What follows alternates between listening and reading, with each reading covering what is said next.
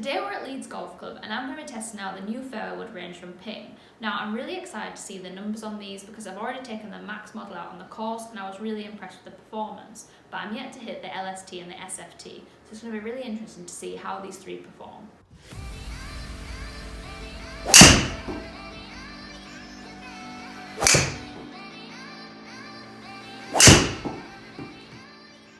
So there's three models in this range. First I've got the Max, which is the model that I usually fit into. We've also got the LST, which is the low spin option, and the SFT, which stands for straight fly technology. So that's just designed to give you that kind of draw bias fly to help with a fade or a slice. Now I'm going to test them all out in this orange 10 size shaft that I got fitted into last year. It's a 65 gram and it's a regular flex. So I have to say, over the ball I really like the shape of this, and it's really interesting that we don't have the turbulators this year. It makes the top look really simple and smooth and classic, and I have to say I really do like that. We've also got this 3-door alignment system, which definitely helps in terms of centering the ball on the club face. But I have to say, for me though, the Ping faces always look a little bit shallow at address, so it's not quite as comforting as it is, say, over one of their drivers.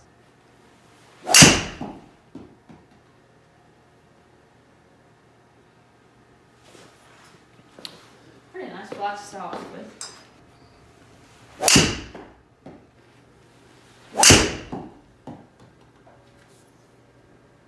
I flew that 212, that's pretty long for me with a fairway wood. That was a nice ball fly. Literally nearly landed on the same spot as the first one. Oh, struck that one solid. Is it going to be the longest though? Not sure.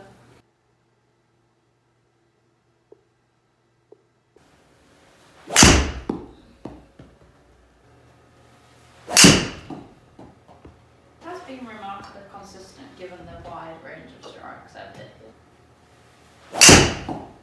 Okay, come on, I struck that good. So overall there, I have to say it was pretty consistent across the board.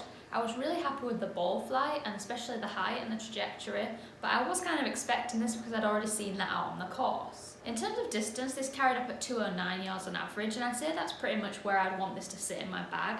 I already have a hybrid that sits in the 190s, so this is a pretty good gap there. Now the front to back dispersion was pretty good, with my longest shot being up at 214, but it's quite important to note here, I had this set up with an extra degree of loft on it, so it's actually set at 15.5 instead of 14.5, just because that's where it gaps well in my bag, but you definitely could get more distance out of this if you did want to crank that back to the stronger loft. Now the big tech story in these fairway woods is the spinsistency and having that consistent spin no matter where you strike it up and down the face. Now in the numbers here, my lowest spin was in the 2,200s and my highest was up at 3,100. Now obviously across these shots I had quite a wide variability of strikes. I'm not a tour pro, so I would expect that, but then again all golfers are going to have that. So across this sample of shots, the standard deviation of the spin was just over 200. I don't think that's massive, and it definitely meant that I could still control all my shots and I wasn't getting anything too unexpected. But I think in terms of spin, it's going to be really interesting to see how this stacks up compared to last year's model when we test that a bit later on. Okay, so I've got the LST model now. Typically this isn't a head that I would go into, but I have to say over the ball I really love the shaping of this and the small size of the compact head. I'm not sure I'm going to spin it enough to get the ball flight I would like with this, but it's going to be really interesting to see if that is actually the case or not. I actually struck that really well. Ball flight was slightly low with the Max, but it's still very manageable.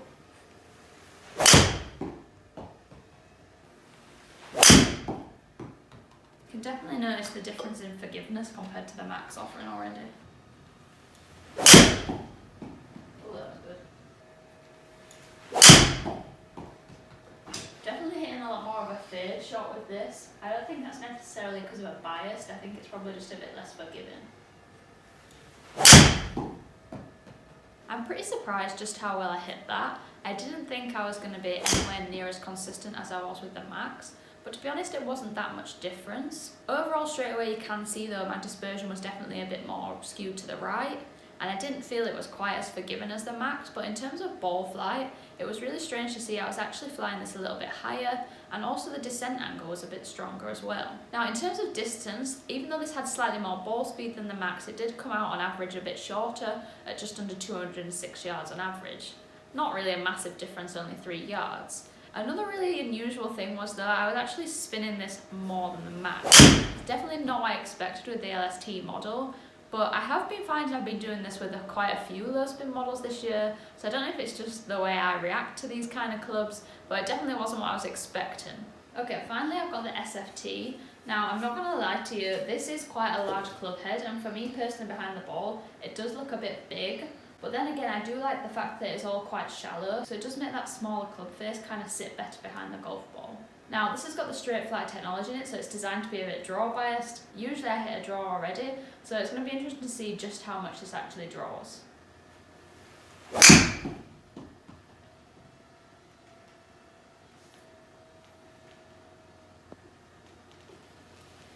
Definitely flew the straightest out of all the models so far.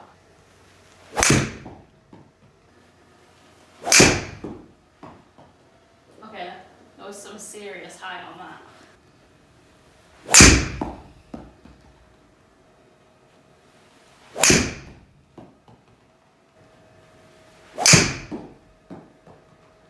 Okay, absolutely ripped that. Very straight ball flight. But I don't think it's actually flown that far. Yes, so I only went 198, and I felt like I absolutely flushed it, which is a bit disappointing.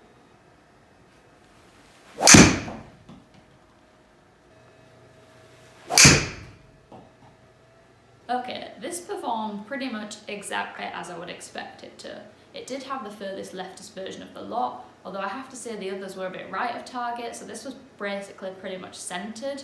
I would have probably expected to be a bit further left if I'm honest. But then in terms of other characteristics, this was spinning the most, so it was up in the high 3000s. It was also flying the highest, and it had the highest descent angle, so that's going to be really useful for people who struggle to get that extra ball flight and also need that extra angle coming into the green to get the ball to land softly.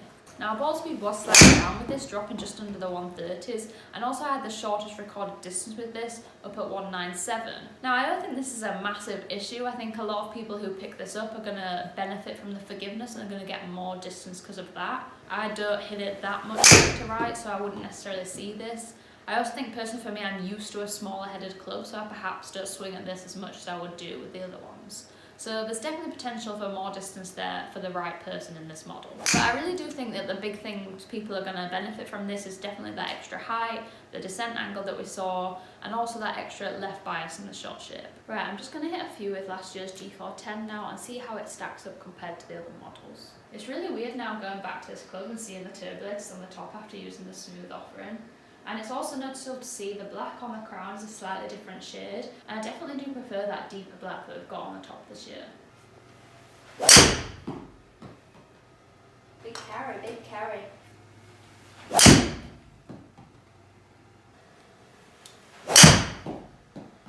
Drop it so good that your screen broke.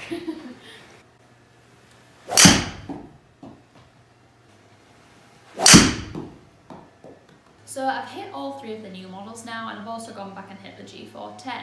And the big question I wanted to see was, is the spin consistency better? That is the big story in this range. And I was pretty surprised actually. With the G410, my spin was averaging from 2,100 up to 4,100, so 2,000 difference across my 10 shots. Now if I remember back with the max, I only had 700 difference between my lowest and my highest spin.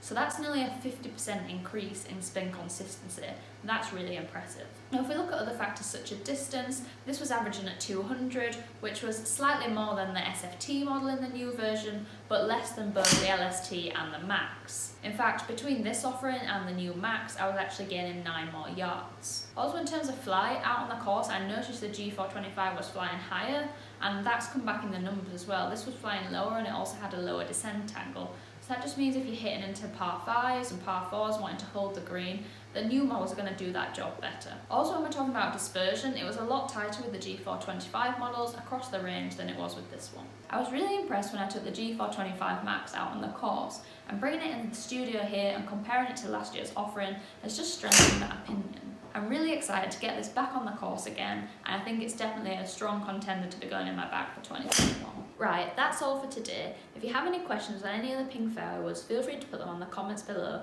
or drop me a line on Twitter or Instagram. And if you're after more golf content, head out to the National Club Golfer social media channels for more.